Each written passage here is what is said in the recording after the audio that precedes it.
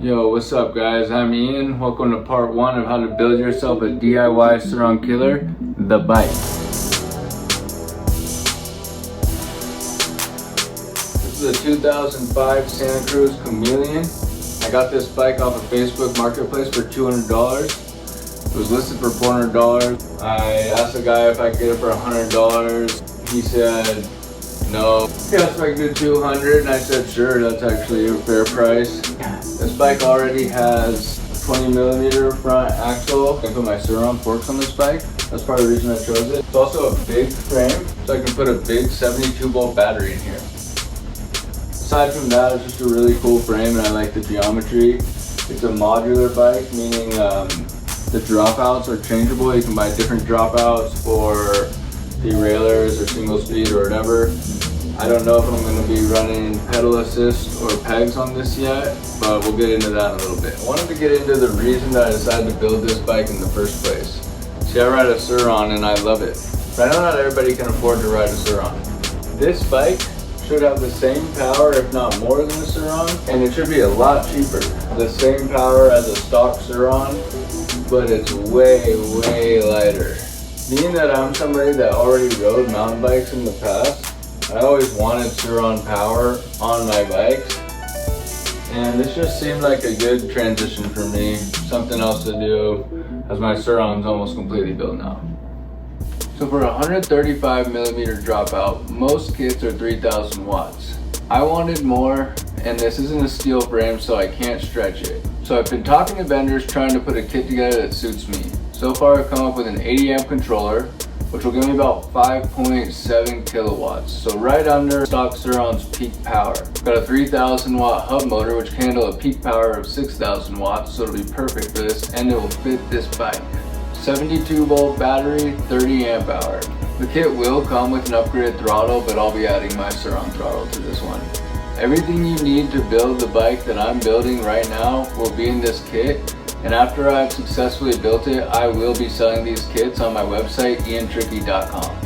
I'm breaking this process up in several parts and making it a series, and hopefully by the end we've got a little bit of a quality going. The next video I'm going to build the bike. The video after that I will be installing the motor, battery, and all that stuff.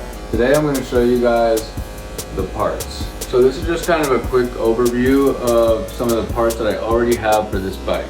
I'll be using my stock Surron forks, which will be raising the front end of the bike. So I figured this low profile direct mount would be perfect for that. To go with that, I've got Spank spoon bar. These are 40mm rise. These are the dirt bike pegs I got. You can see right here that they have a screw in the back, they rotate. That way I can screw them or bolt them directly into my bottom bracket. And I'll show you how to do that in a later video. If I don't put these on, I will be upgrading the pedals. Got some gold brake hardware, brand new set of Magura MT5 brakes. Hub motors are not built for riding in the dirt, so I'll be putting hookworm tires on my bike because this will be a street riding bike. Designer seat. I got some green underglow. I won't be using brake sensors, so I got this smart brake light. It just goes on your seat post. And when you stop the bike, it automatically lights up. It was like $3. I'm gonna mount my headlight off my Surron. I'm currently working on putting an Ultra B headlight on my light beam. If I don't do that, I'm gonna use this rechargeable light. It's got a horn and stuff. It's just simple, easy. Headset with gold hardware. I also have a gold top piece coming. It's not here yet.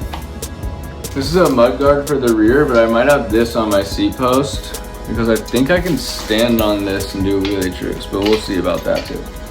Carbon fiber headset spacers, 203mm disc mount. I have a set of Warp 9 203mm rotors that I'll be putting on. They're in my storage with the Surron forks. Dropper seat post. This is pretty cool. You just reach under your seat, pull this lever, and it pushes down. Takes a little weight, can't do it now, but and then pops up too. So that's kind of a cool little thing. Don't have to hook it up, run through the frame or anything. This is part of the packaging for my handlebars. I'm going to use this to cover the wires where they come out of the controller. If that doesn't fit right, or if I want something else, I might use that other mudguard I got for the rear. BOA saddlebag. GoPro batteries, bike tools.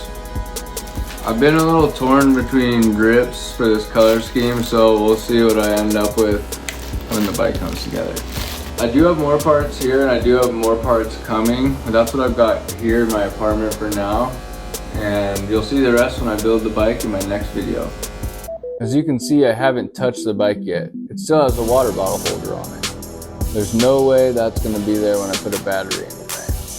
Thanks for watching, everybody, and join me in my next video where I put all this together.